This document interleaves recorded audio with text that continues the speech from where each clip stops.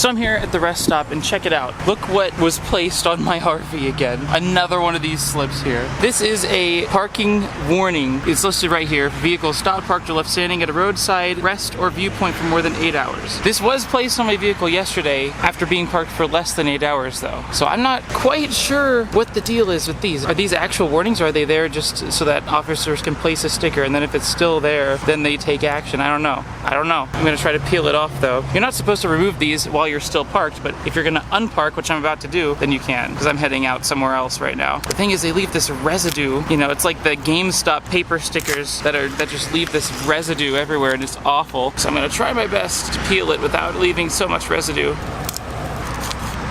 Okay, glad they're keeping criminals off the streets, right? Well guys, I found this spot at an abandoned restaurant. The signs are removed and everything, and it's abandoned on the inside. We are in front of a functional Walmart though. I never knew a place like this existed in Southern California. Over there is another store. It has a completely empty parking lot. So I wonder if I'll do better in a spot like this or worse, because maybe I stick out more or maybe I blend in more. I'm not quite sure what the answer is, because there's no other cars around, but also there's nothing over here, so who cares if I'm parked here, right? You know what I mean? But I gotta change the generator oil before it gets too freaking hot outside. So this is a freaking process, guys. It's gonna suck, but it has to be done. I need paper towels for damn sure. I like to leave my door open so I can easily go inside to wash my hands, because I will be needing to do that. And here's where I store my generator oil and my oil pan and all that stuff that I need.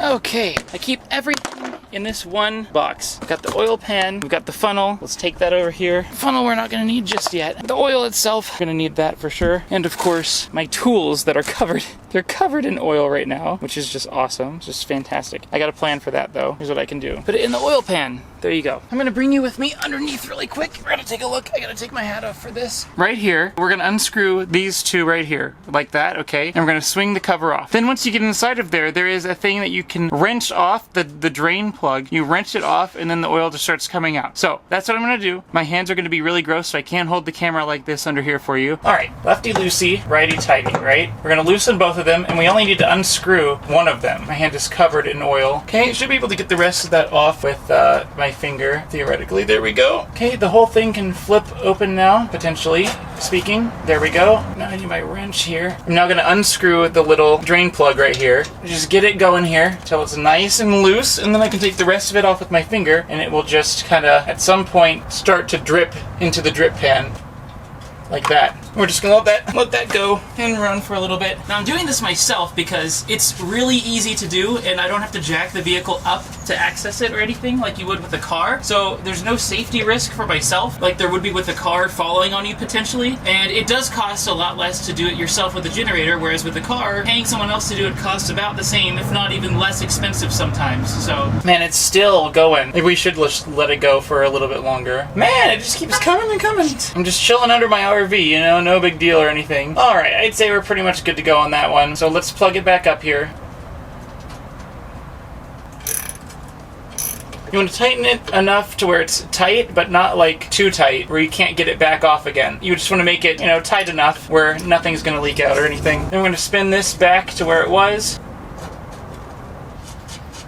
Put that screw back on. Tighten both of these down here. Remember, you don't want to make these too tight, just tight enough. Man, this stuff is just sticky. It gets everywhere. It's all over the damn place. I like to wipe myself down with paper towels, and then, you know, I like to go in and wash my hands. It's a process, but it's okay. All right, my hands are oily, so I can't change the angle of my camera, but you can watch my face while I wash my hands. How about that? The oil should be changed every 100 hours on a generator. I went about 200 hours this time around. It'll be fine. It'll be fine. As long as you keep your oil levels up and good, it should be fine for the most part. My hands are still sticky a little bit, but that's okay. We will deal with that. Follow me back outside. We're gonna do the rest of it. We're gonna fill it up. This is the generator. Check it out. Take off the cover here. Like so. Now eventually I will have to replace this air filter here. So I'm just gonna kind of unscrew it and see what it looks like because I'm curious. Well, as you can see, the air filter looks good to me. I think we got, you know, some more life out of it, but I want to probably order one just to be safe so that I have it when I need it, but it's good for now. So let's put it back in there. I don't even know how I would get this out of here if I needed to. I'm not even quite sure exactly how that would go down, but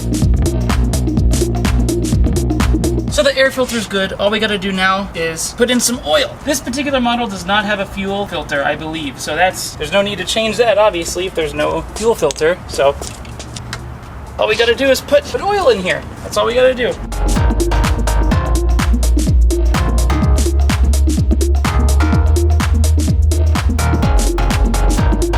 That is full. We are good. Don't know if you can even see this, but it reads completely full. It's completely full. So we're done.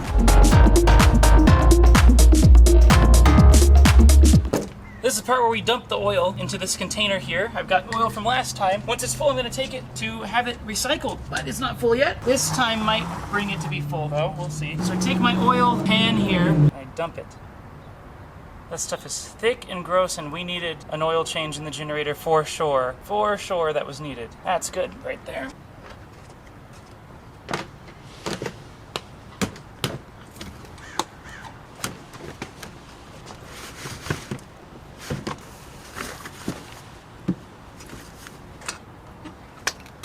And that's how you change the oil in an RV. For the generator, not the actual RV. It's so easy that even a non-mechanic like myself can do it. You know what I mean? Now for the moment of truth. Let's fire it up and see if it works here. There we go. It's running just fine. Now I can have the air conditioner and all that stuff. Hell yeah. Ingenuity. Do it yourself if you can, if it makes sense. Like I said, changing the oil in a car yourself doesn't really make sense unless it's something that you enjoy to do, because you risk the car falling onto you, and it's messy, and it costs the same as paying someone else to do it. So you might as well just have someone else do it. But the generator is easy to do yourself. It's much easier than a car, and it's way less expensive to do it yourself. So that's what I do. And hey, I'm looking over there. There's a Planet Fitness right there. I have a Planet Fitness membership. Maybe I could try to park there overnight because they're open 24/7. Hello everyone! Pardon this interruption in the video, but you should check out my sponsor for today, which is my Patreon. It's free if you pay for it first. Look guys, you don't need me to tell you, all right? But I don't know if you know this, but I'm homeless. I'm homeless, all right? I live at Walmart.